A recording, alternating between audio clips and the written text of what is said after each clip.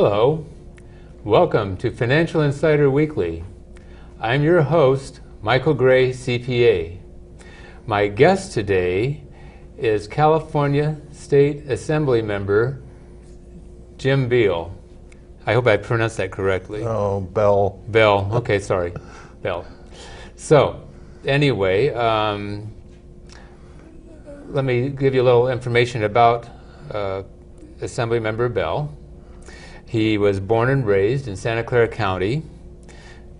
His parents still live here. And he had 9 brothers and sisters. It was a full house there. He graduated from San Jose State University. Actually went to high school at Bellarmine Prep School. He served for 12 years on the Santa Clara County as a supervisor, and also served for 14 years on the San Jose City Council. So altogether, he had 26 years of experience in local government. Currently, as I said, he is a representative at California State Assembly, and he is on the Budget Committee, and he's on the Revenue and Taxation Committee. So he's well qualified to talk about the subject that we're talking about today, which is California's annual budget crisis.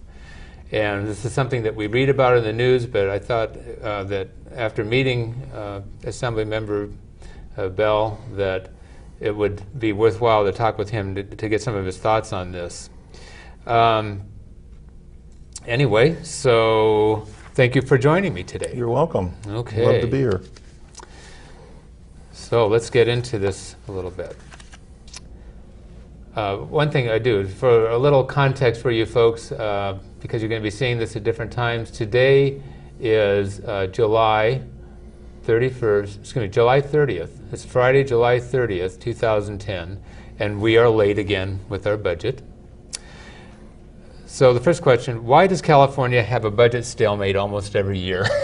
Well, I've been on the State Assembly representing San Jose for 3.5 years. Yes. And I found out one thing, as opposed to the County Board of Supervisors and the City Council, there's 120 legislators, and they don't always agree with everything, but nevertheless, everybody has a different set of values. Yeah. I think that's one of the reasons, but essentially in California we have a state constitutional provision that requires a 2/3 approval of the state budget.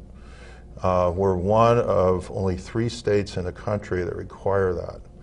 I think that's one of the main problems that exists, because I think it's very difficult to get 2/3 of the legislature, no matter what party, to agree on anything. And I think that's probably your most difficult challenge.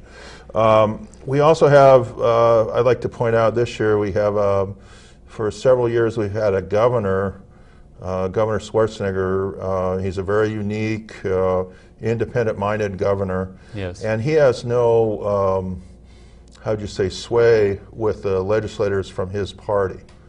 So we're sort of having Democrats, Republicans in the Assembly and in the state Senate.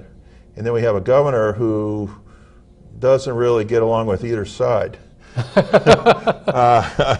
And I think that enables, the 2/3 vote rule enables like a small group of legislatures to really control the process by making demands in terms of approving the budget. So that's part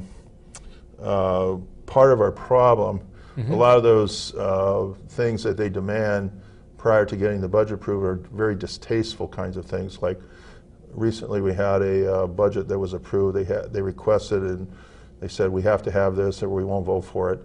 $900 million worth of tax breaks right in the middle of a depression, and a budget that had to be cut like tens of billions of dollars. They want tax breaks. So it was quite a difficult challenge. I'd rather spend that $900 million on schools, school programs that were cut tremendously. In the last 3 years, the budget went from $106 billion to $82 billion. So it's really gone down. The spending has really gone down. and schools got cut about $17 billion. Yeah, that's a lot for schools. Yeah, it's about 2/3 of the, or excuse me, about 25% of the state allocation was reduced in just those 3.5 years. So I think these are very difficult times, and consensus is difficult with the 2/3 vote. Yeah. So it's a little bit like having the tail wag the dog when you have this small group that really has an unbalanced ability to sway that. Yeah, and then another rule is that we have like term limits.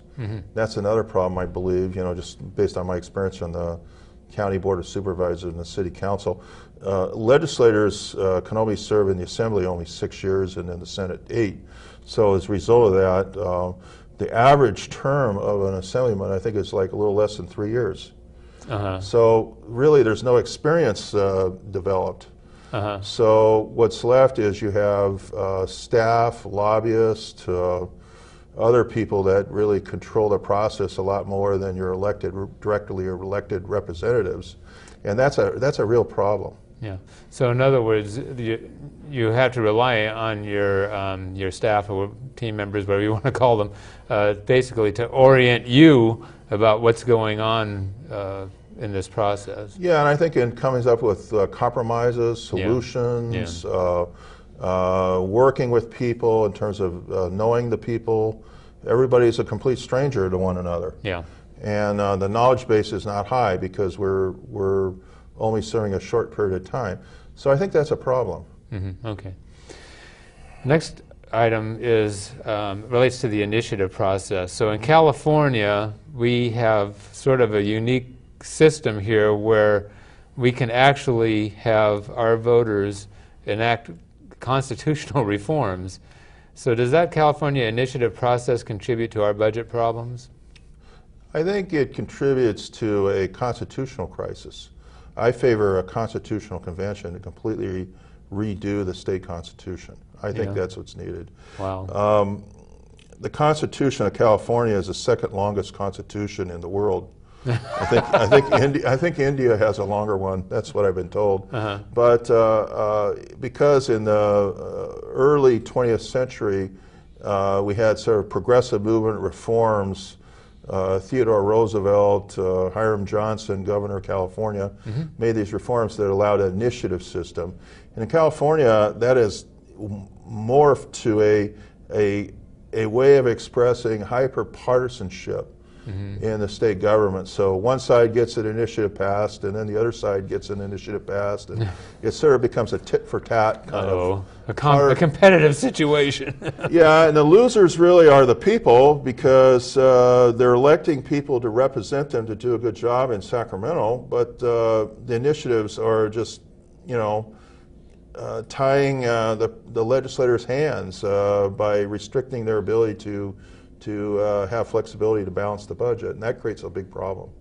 Well, we've even seen, of course, initiatives are come sometimes from the governor, or maybe even sponsored by some of the legislators themselves, as a way, I guess, sort of making an end run around the process of working through the legislature. Yeah, and a lot of the initiatives have no deliberative evaluation, so we don't know what the fiscal impact are, and there's no requirement that they come up with the money to pay for the initiative, so that's a problem too. I mean, all these initiatives that say you want to do this, you want to do that, and everybody says, well, that's great, I support that tough on crime initiative or that education initiative, I'll vote for that. But they don't realize that the initiative had no source of funds for that. Right. So how are you going to find the funds? Well, you have to allocate it out of the existing budget, so something has to give. Yeah. And that's in essence what the problem is. Okay.